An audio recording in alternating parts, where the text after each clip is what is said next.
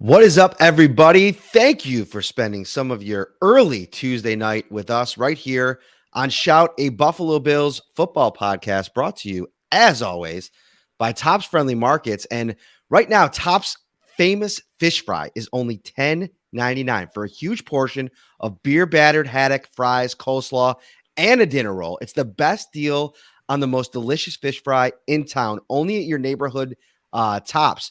Top's famous fish fry is so famous that it's available every single day, all year long.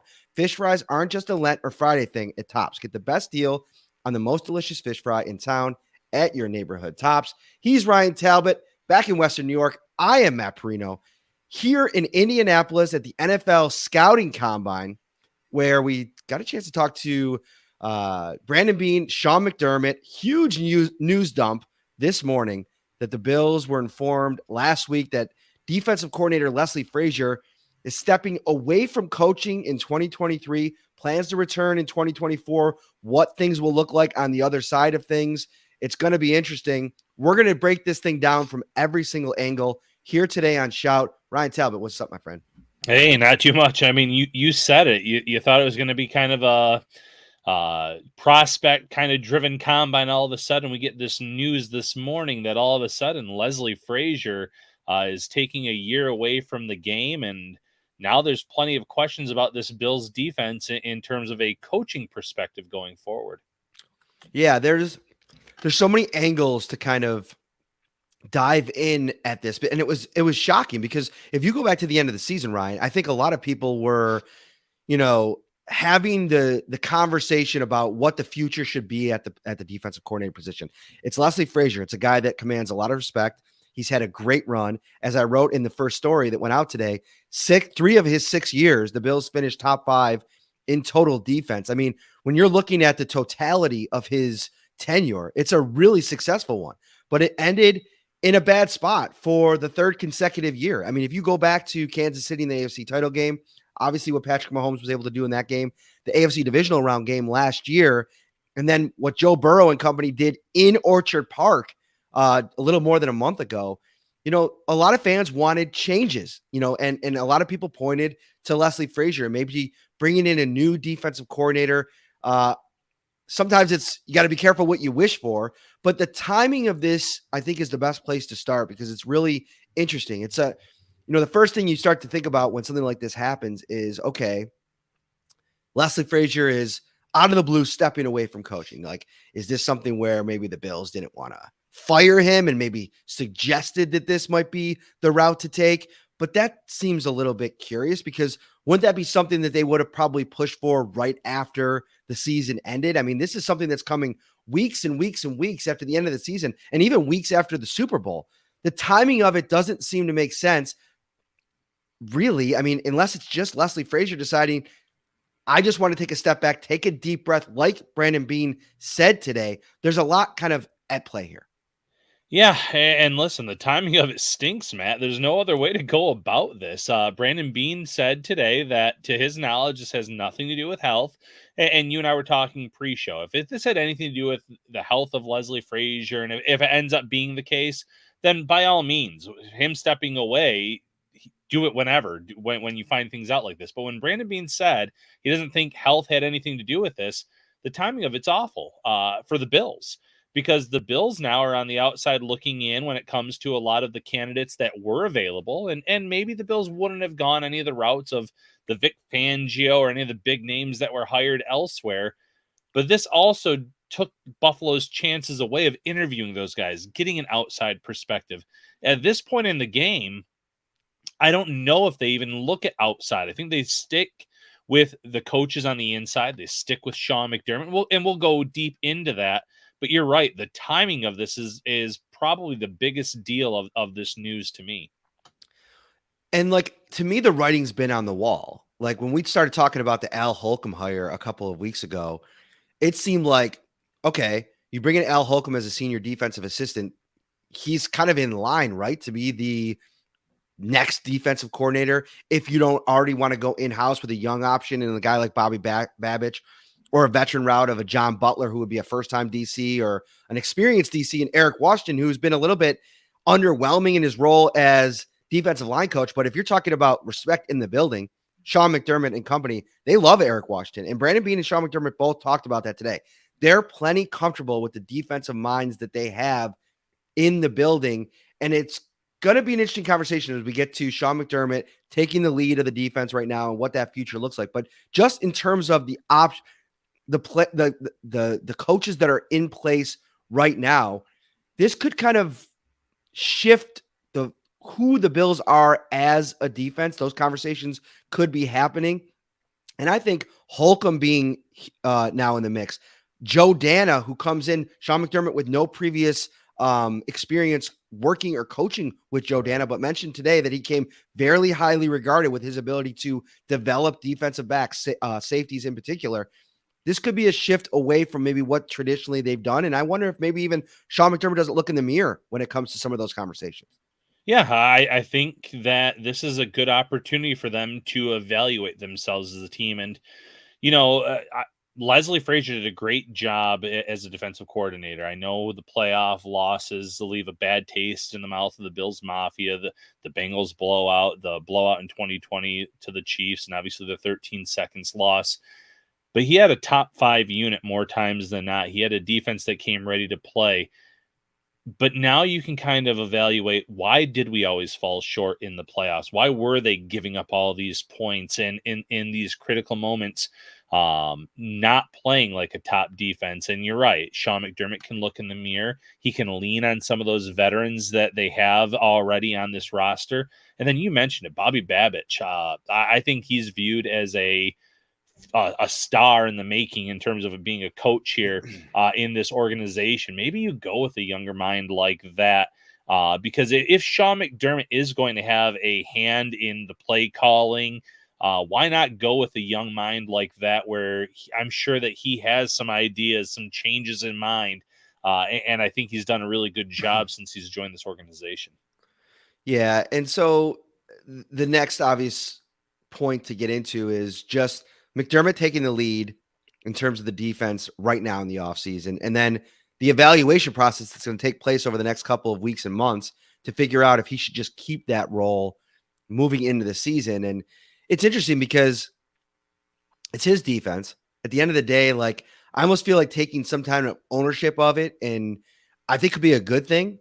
The problem is you have a really young play caller in Ken Dorsey. It's not like what was going on with Brian Dable in the past, Sure. where you can almost have him run that side of the ball and take a hands-off approach. I still think McDermott has to have his hands in the cookie jar to a degree. If things are going in a game off the rails offensively and McDermott's running the defense, sure, I think that there's probably a protocol where he can hand things off to an Eric Washington or an Al Holcomb or a Bobby Babich or a John Butler, whoever the person would be.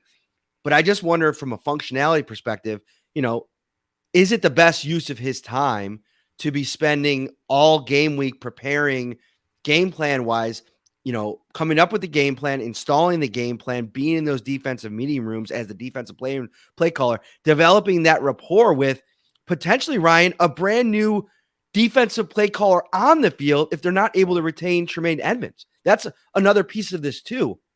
And also why I think Al Holcomb probably was brought in to begin with. He's kind of like that linebacker specialist that if they do have to develop Terrell Bernard, or if they draft a player or bring in a new piece, he's going to be a good piece to have in those meeting rooms. But I just wonder, is Sean McDermott at the level of his career as a head coach where you can have full trust and faith in him to, from a game management perspective, carry that baton while also doing all the things that would be required of him if he's like the Bills defensive coordinator and play caller? Yeah, it's unknown, Matt. I mean, the very few coaches can do this successfully, and you can look at guys like Andy Reid. Offense and defense, though, are completely different things. You can look at a guy like Frank Reich. He was just hired in Carolina, and he said he's going to start out kind of as the offensive coordinator as well, doing all the play calls, but he plans to hand it off at some point. I would hope that the Bills have a similar plan in place, whether it's one of the coaches that they've had on staff for a few years, someone like Holcomb that just kind of came aboard as in the last few weeks. I think he's going to stretch himself a little bit too thin if he tries to do this over the course of an entire season, a playoff run. A head coach, you have so many responsibilities that you need to take care of on a week-to-week basis that having the sole focus of running this defense, I just don't know if it's something that can be done, like I said, over that whole course of a regular season playoff time as well. Jessica, thank you for the super chat. Mentions that there are 5 former offensive coordinators on the staff. That's gonna be interesting. I want to see what this coaching staff looks like on the other side of things. Joe Brady was in a lot of ways a failed offensive coordinator. So I know he's a hot name and somebody that has a lot of respect around the league. Aaron Cromer was like an interim offensive coordinator. And I think in a lot of ways, like Sean McDermott actually today was quick to mention the fact, first of all, him and Brandon Beane both mentioned unprovoked. It's something to go 13-3 with all the different things that they were kind of having to go through this year. And I agree. It's something we've talked about on the show. Not to toot their own horn or anything, but new offensive coordinator, new play caller, new offensive line coach, new quarterbacks coach. Sometimes we've talked about this, Ryan. Like, I think that's a little bit too much. Like in the kitchen when you're trying to figure out who you're going to be. Like we talked a lot about this identity piece, right? And I guess we could veer here for a second. We're spending a lot of time talking about Frazier, but this is something I want to get into because Sean McDermott today said something super interesting, and it kind of goes into this offensive coordinator point. And I'm glad that Jessica brought this up. I don't know if Sean McDermott can just sit back and say, all right, Aaron Cromer, Ken Dorsey, and Joe Brady, they got to figure it out. They'll figure it out. Any problem that comes up in the game offensively, I trust them to figure it out. I still think Ken Dorsey's got to be that CEO, and I think there's probably an element of, if you're Aaron Cromer, if you're Joe Brady, different stages of their careers, but if you've been in that seat before, you probably have a take on how the job's to be done. So there's an element to that I think sometimes McDermott from a, head coaching perspective should probably fly into those situations and handle them. I saw one person that mentioned, Shula, Jessica is the other person. I wonder if he's on the staff next year. I want to see how that transpires, but that's a side conversation. About Dorsey getting out of the box and going and calling plays on the sideline as something that can maybe supercharge their offense a little bit. I think that's interesting. They never really tried it, Ryan. But anyway, I'm getting down a road here. So Sean McDermott was asked about the offense and Stephon Diggs' comments about the first 9 weeks of the season having this recipe for success when the passing game was high flying. And then Sean McDermott said, hey, credit to Aaron Cromer. That run game really got going down the stretch of the last nine weeks. And I'm like, okay, what do you want to be though? Do you want to be that offensive firepower team from a passing perspective that was high flying the first 9 weeks? Or do you want to be this more run centric team that Stephon Diggs didn't seem to be a fan of? And Sean McDermott said, well, it's about marrying those two things together. And that's what the offseason's for, figuring out your identity. I think it's interesting, like what they're going to be, not to mention the fact that you shoehorn in there that he's like, Bijan Robinson, I like what I've seen. And sure, we could add a running back, a high workload running back into this offense. Pets' heads are falling off here in Indianapolis, Ryan. A lot to take in. Yeah, you mentioned marrying the run game, the pass game. How much of that, though, really, in terms of Aaron Cromer with the offensive line play, how much of that had to do with Josh Allen's injury? Because didn't that happen in that Jets game around week 9? Didn't they have to lean on the run game a little bit more? So while Cromer did a good job in the eyes of Sean McDermott, they almost were their own worst enemy in terms of not allowing the run game to get going, to have a bigger role, or to try to figure out over those first 9 weeks. But when your offense is rolling, how do you go to it? So you hope that this offseason, truly those conversations are had saying, listen, Josh Allen's our quarterback. He's a top 2, top 3 QB in this league. We should obviously, rely on him. We should utilize him as much as possible. But if we keep having him be a one-man show, we're digging ourselves into a hole in certain situations. And they do have to get the run game more involved early in the year. They can't wait for Allen to suffer some kind of injury that hampers his play and limits him as a QB. They have to come out week 1 and say, okay, we don't want to be a run-first team. We don't want our guys having 25, 30 carries by the end of the game. but we also have to get them going. We have to give them a dozen, our top back, a dozen carries. We have to get James Cook more involved in the passing game if that's going to be his role, because it felt like at times certain players, whether you're talking the running backs, whether you're talking Dawson Knox at times over the course of the year, they were almost ignored in this offense. They weren't utilized. And then when they were needed or things had to be changed, they came on when their number was called. But there wasn't a lot of they weren't in sync as an offense at times in terms of utilizing all their playmakers. So with a young offensive coordinator like Ken Dorsey, with all these voices in the room, they do have to come together. But in the regular season, can McDermott trust those guys to all come together and be able to run the offense efficiently? I don't know. I think that's why, as head coach, he still needs to have a pretty big role in terms of overseeing it all. And he also said there's a big difference between McDermott specifically said being an offensive minded coach, calling the offense and being the head coach at the same time, because a lot of the game management stuff he was quick to point out happens when your offense is on the field. So it's almost more like a more natural fit. Whereas opposed to when you're calling the defense, you're in between series. You look at Leslie Frazier over on the sideline. He's talking to Tremaine Edmunds. He's talking to Jordan Poyer, Micah Hyde, Von Miller about the next defensive series. It's going to be tough to navigate that if you're Sean McDermott.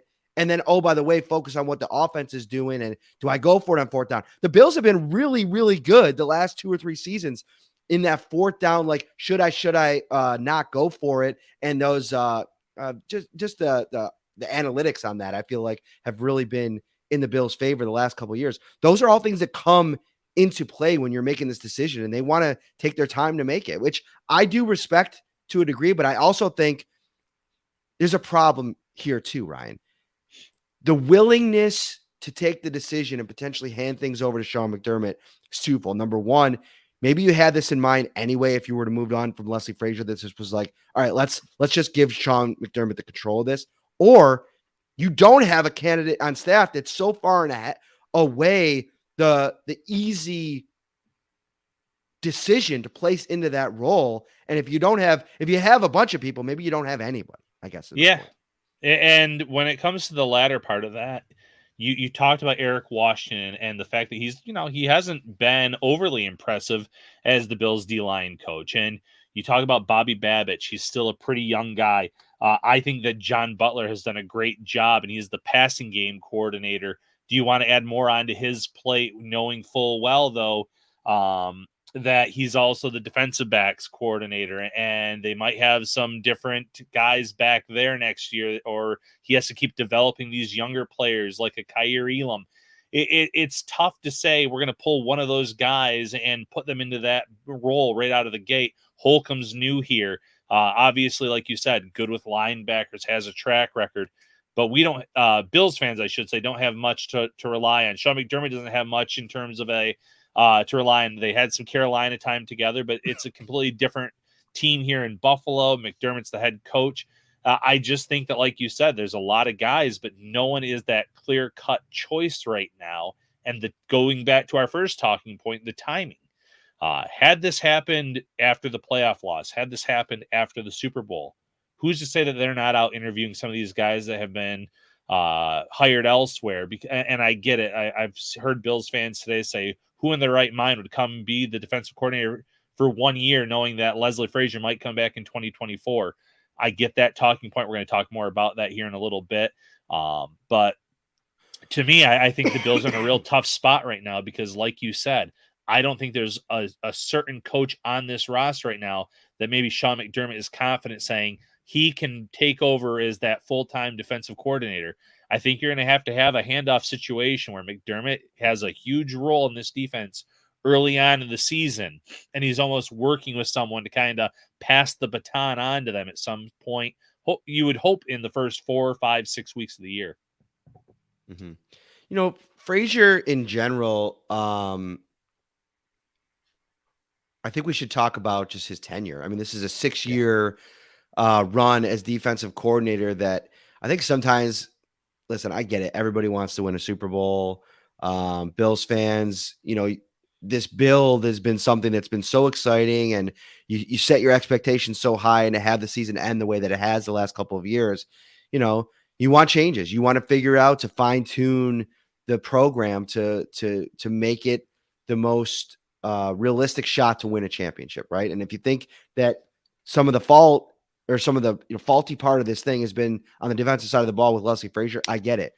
But I stand by the fact that I think I'm still kind of bummed that he never got a head coaching job, because I think there also is a difference between what your role is as a defensive coordinator, calling the plays, and what your role would be as a head coach in terms of bringing a team together, setting a culture, finding the right people, and doing it all the right way.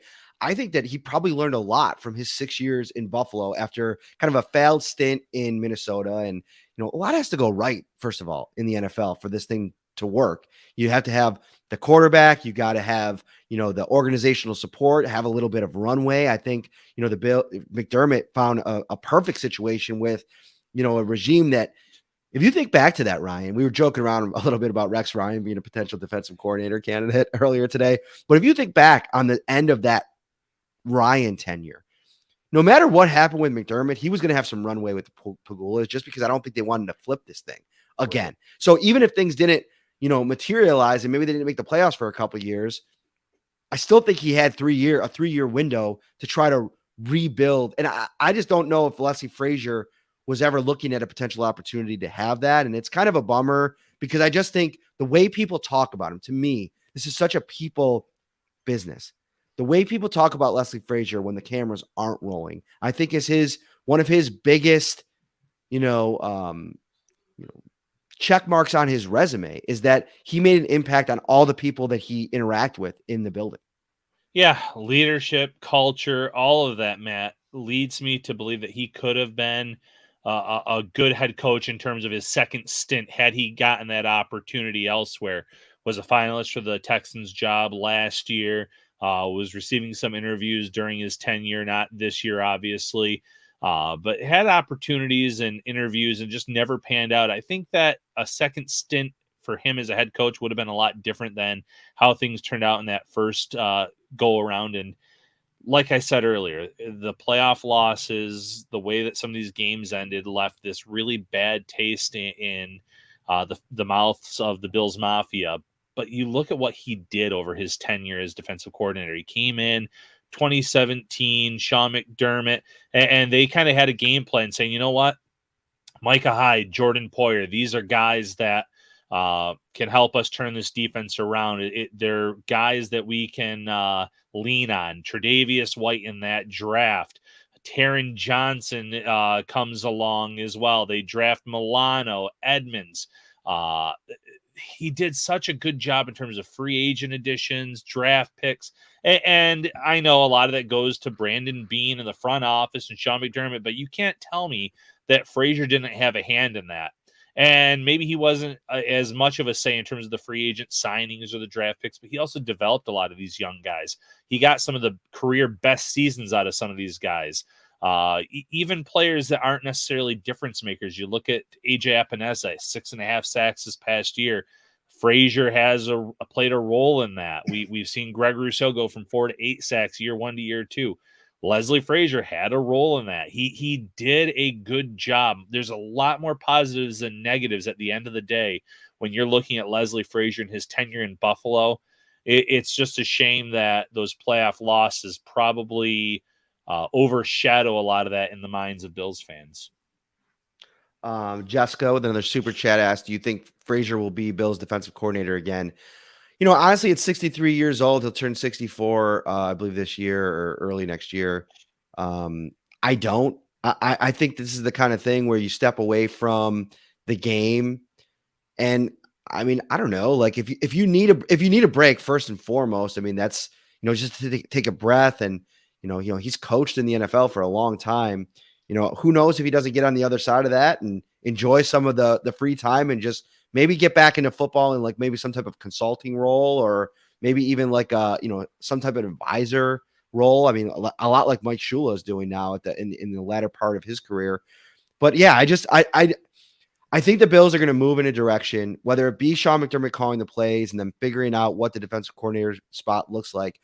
I do think there's a part of this conversation that's really interesting, Ryan. Like, in a lot of ways, this mirrors without the pageantry of it, what New England did last year with their offensive coordinator job, right? Like Bill Belichick basically like didn't name a replacement for Josh McDaniels, and then like was like, oh, well, we have Matt Patricia here and Joe Judge. Neither of them really did anything offensively, here before, but let's let them duke it out and see who's going to call plays. The Bills aren't going with that approach. I mean, if there's anybody that, Sean McDermott looks at to help him run the defense, it's going to be a defensive-minded coach and somebody that's kind of been in the wings already, or an Al Holcomb that he has a history with. But yeah, interesting from that factor, just going in with the uncertainty and the unknown right now. I don't think that will necessarily be the case. I think they'll probably land on a spot where Sean McDermott's the defensive coordinator, or they go with somebody else. But right now it's interesting. Yeah, with Leslie Frazier, I'd be stunned if he came back and was the defensive coordinator of the Bills in 2024. Maybe he does get an advisor role in Buffalo or get some new job title, but I just don't think in most fields, if someone says, I'm going to take a year off, you're going to get replaced in some way, shape, or form internally. They're going to maybe bring someone new on from the outside in 2024. Who knows how it's going to go? But it's just hard to sit there and say, yeah, we're going to hold this job for you for a year and let you just kind of fill right back into it. I don't see that happening. So if he really wants to be a defensive coordinator in 2024 and he has an opportunity, I could see the Bills doing the right thing and letting him out of his contract if he had any time left. But no, to answer, long story short, Jessica, I do not see him as defensive coordinator in 2024 for the Bills. Our good friend Bernardo Dietze out of Brazil, who just had a little baby. Congratulations. I saw a picture. My friend, really awesome. But he's coming in here with some crazy talk. He should be gone after the 13 seconds, Leslie Frazier. And McDermott, too. Dable should be the head coach, wasting the Super Bowl window. And look at the defensive line, why Eric Washington is there. Okay, so a lot of pieces to this, first and foremost. Listen, if you let Leslie Frazier go after the 13-second fiasco, and if he was really the responsible party, to me, Leslie Frazier not being fired after the 13-second situation was an indication that there were more hands in the cookie jar when it came to who screwed that whole thing up. That's part number one. Because if it was, and maybe you didn't want to fire Leslie Frazier, there's obviously a history there between him and Sean. He mentored him in a lot of ways. I get all that. But, okay, I could see an argument for firing Leslie Frazier. If you're the Bills, if you're Terry Pegula, how are you firing Sean McDermott after basically taking this organization out of the absolute dumps and obscurity that it was in for the 17 years before he got here? They've made the playoffs in every single season. Sean McDermott has been the head coach except for one when they started Josh Allen in his rookie season. I mean, that's crazy talk to me. And that's coming from somebody that's a big Brian Dable fan. I love the fact that he's from Western New York. I thought he did a lot of good things offensively when he was here. But listen, a lot of things went right for the Giants in year one. I'm not taking anything away from the way that things worked out for Brian Dable, but let's maybe look down the road in a few years. It's a challenge. Like, he's going to probably lose his offensive coordinator at some point. That's a really hot name. He didn't get a head coaching job, but Mike Kafka could get a head coaching job. How do they turn things over if you start replacing guys? Wink Martindale, how long is he going to be there? Martindale seems to be fitting into that Leslie Frazier, category where you're kind of an older head coach. Maybe he's not going to get an opportunity. We'll see. I don't think you're wasting the Super Bowl window, only because the Bills have been competitive in their Super Bowl window. And I think the Super Bowl window is still open. Do they need to make changes? Sure. I think they're making them. I think that the seats are going to get hotter as we move along. Is there, and also I didn't say Dable's overrated. Oh, there's a comment in here saying Brian Dable's overrated. That's false as well. Like, Brian Dable is an excellent head coach, an excellent offensive coordinator. And I remember the days when Ryan Talbot and I were on the show talking people off the ledge who wanted Brian Dable fired. So listen, it's a passionate game. People are passionate about this stuff. Bernardo, he comes to the States every year to watch the Buffalo Bills play football. I get it. I'm a little bit more down on Eric Washington than most, but take a deep breath. I think what we see next year is going to be a better indication of where this thing stands, maybe without all of the distractions and the adversity that this team went through. Yeah, as for the 13 seconds, listen, the Bills did make a coaching change, and that was at special teams. And, that kind of tells me that there were more than one coach, more than uh, one thing that went wrong in that game. When it comes to Sean McDermott, Matt, you nailed it. There was a graphic before Sean McDermott came along. It was longest playoff droughts in the NFL, and the Bills are right there in the front of that graphic year after year after year. He comes along, he changes the culture in a year, he changes everything about this team. This team has been a perennial playoff team every year, minus Josh Allen's first season. They've been a Super Bowl contender, a legitimate Super Bowl contender the last 2 years. They're going to continue being viewed that way, and McDermott deserves a lot of the credit for that. As for Brian Daboll, going down the whole pecking order of that comment, I love Brian Daboll. I think he had an outstanding first year in New York, but you never know how those things are going to pan out. And it was the same Brian Daboll, like you said, Matt, that we had to talk fans off the ledge the first few seasons here in Buffalo. And if you look, it took him a long time to find the right situation. I'm not even going all the way back, but offensive coordinator for the Browns, 2009, 2010. Miami Dolphins offensive coordinator, 2011. Chiefs offensive coordinator, 2012.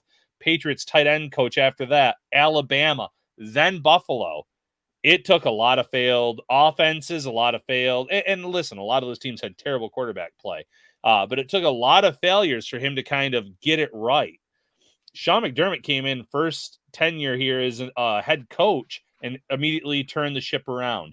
Brian Daboll, it's promising in New York, but you don't know that was going to be the case necessarily either. McDermott has earned a lot of cushion. His seat shouldn't be hot. He shouldn't be on the hot seat right now. If coordinators, that's a different ball game. But he's changed everything here in the positive for the Bills, and it's hard to see the Bills getting rid of him anytime soon. Let's take what's the best way to put this?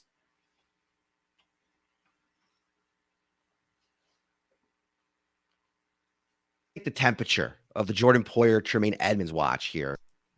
Sorry, I was breaking up. Yeah, I thought I lost you for a minute. Hotel internet, man. It could be a real dangerous game that we play. Let's talk about let's take the temperature of the Jordan Poyer Tremaine Edmonds situation, because Brandon Beane and Sean McDermott both talked about both of them today. The franchise tag Brandon Beane does not expect to use, which is not super newsworthy. I think we all kind of expected that. It's a huge number for Tremaine Edmonds, and I don't think it makes sense for Jordan Poyer. I don't think he'd be thrilled with that situation coming back in on a 1-year deal. So where are you at after hearing them talk today? Like, to me, I thought it reinforced hearing McDermott talk about it, like kind of wanting to see where it goes. Like, he was asked a couple times about like, all right, what do you envision with this defense with Tremaine Edmonds not being a part of it? And he's like, slow down here. Like, that's the sense that I got. Like, let's see how this thing plays out. I still maintain that I think they're going to do everything in their power to keep Edmonds on some type of deal. And Brandon B made the point, like, they're still out there trying to figure out their market. And I think a lot of that feeling out process is going to happen this week in Indy. Yeah. A lot of times players find out what their market is like in Indianapolis, or agents find out. I could see a scenario where neither of them are back next year. And I think that Jordan Poyer, his cap hit will be more manageable for the Bills if they want to bring him back. A few weeks ago, we had a show and we talked about the fact that I wouldn't be shocked if the Bills said, here's where we have you at. Here's what we can offer you. Go see what the market's like elsewhere. But this is someone that's going to be 32, I believe, in April. Dealt with a lot of injuries this past season, and kudos to him for playing through said injuries, playing at a high level through those injuries. But there's also a time where the body starts to deteriorate, and he's, the Bills can't overpay him just because of the good things he's done in the past. You have to think about the future as well. But would they like to have him back for another year or two? I'm sure they would, but they're not going to overpay him. They're going to let him see what the market looks like. Edmonds is a whole different ballpark. And, as much as I'm sure the Bills want him back, I think there's a lot of teams that love his game, love his intangibles, love what he brings. And there's a few of those teams that have a lot more cap space than the Bills. So if one team goes out there and goes high on the Bills, or goes higher than the Bills can pay, I think he's gone.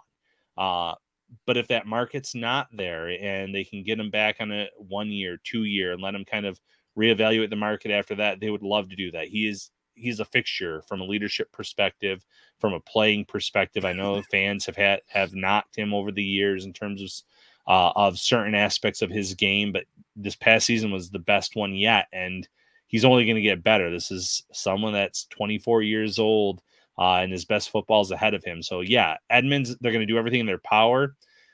But at the end of the day, I see a scenario where neither of them come back, and Sean McDermott might have to figure things out on the fly, whether that means draft, free agency, whether that means Terrell Bernard. Bernard was mentioned today as someone that the Bills think could play that role, and I don't necessarily believe that myself, but I'm not an NFL head coach or GM, and when they drafted him last year in the 3rd round, maybe this was part of the plan in case Edmonds left. So it's going to be interesting. But the Bills are in a tough spot financially, even if they open up a lot of the cap space, which you laid out here last week. It's going to be tough for them to retain one or both. Yeah, the tough thing with Bernard too, the projection wise, like from a body perspective, he's going to have to get bigger. He's going to have to just from what they put on his plate perspective, like it's going to go from 0 to 100. And I just don't know if that's fair to the player. Like I already think they probably overdrafted him, right? Like I think they probably could have waited a round or two to get him. I know they really like the player. And this is a tough thing to talk about because I don't want to downplay Bernard and what he could potentially be. It's a rookie season. And I think Sean McDermott made a good point on him today in that, a lot of times we don't see like the best stuff from a year one player and they find a way to grow into their role. Sometimes we see really great rookie seasons and guys like taper off and almost kind of suffer from like maybe setting the bar too high as rookies. So there's potential for growth for Bernard. I'm not taking that away from him. And I think the Holcomb edition is really interesting. But I think also schematically, and Brandon Beane talked about maybe a change in schematics on the offensive side of the ball, or at least having the conversation about if that should be in play. Do you really want to run things back if you're going to continue to be a nickel-based defense with an undersized unit already with Taron Johnson playing as your 3rd linebacker and then throw Terrell Bernard out there and then Matt Milano, who in a lot of ways is undersized as well. He doesn't play that way, but that's a really, really small middle of your defense that I just don't know if that's the play. I think if you re-sign Edmonds, of course, that's going to give you that piece in the middle. But if they don't, I think they really have to do their due diligence in this draft and find somebody with the kind of size and speed profile that you can kind of add into the mix and get creative with how you are going to approach things defensively from a scheme perspective. Yeah, and maybe it's finding someone with a similar skill set early. Maybe it's someone that you want to develop in is more of that Edmunds mold. And listen, Edmunds mold, I hate saying that because he's just an athletic freak for his size, his speed. But it goes back to what we said about Bernard being undersized. I saw a comment in here about a stopgap, and they mentioned Bobby Wagner, Levante David. I don't know if either of those players will be in the fold for the Bills, but a stopgap's not the worst idea for this team if they lose. Edmonds, you bring in a veteran that you have confidence in that, they might not have the athleticism of an Edmonds, but their instincts there. They haven't really fallen off in terms of their play like a guy like Wagner, all pro this past season. Yes, I'm all for that because then you're developing a younger player. You're not putting too much on their plate, whether it's year 1 for a rookie, year 2 for a guy like Bernard, and you can bring them along slowly, bring them along the right way. But obviously, of the 2 players that we've been talking about, Edmonds is their number 1 priority, at least in my mind, in terms of who they like to bring back. I got to bring back Tops Friendly Markets into your life right now. The big fish, small price. Choose from a huge portion of premium beer battered haddock or baked Mediterranean haddock for just $10.99 right now. All dinners include a choice of French fries or chef salad, plus a dinner roll and coleslaw. And don't forget the tartar sauce. These delicious fish fries are prepared hot and fresh to order throughout the day and are packaged in Tops fish fry boxes that ensure that your fish is still crisp and delicious during the trip home. You can even get a fried shrimp or scallop dinner, also just $10.99. Best of all, when you buy 6 fish fry dinners now through April 8th, you'll get the 7th fish fry for free. Exciting stuff, Ryan Talbot. Final thought, deliver it with a bullet here. Yeah, final thought for the Bills. Things are going to be interesting over these next few weeks in terms of what the Bills try to do at defensive coordinator or pseudo defensive coordinator. They might not name someone in title. But obviously, if the Bills don't interview anyone from the outside, I'm guessing that Sean McDermott's going to have his fingerprints on this defense early on in the year, having a really big role with it. And then they're going to have someone to hand it off to. There's a lot of really good minds in that locker room already. So if I'm a Bills fan, I'm telling you, don't panic.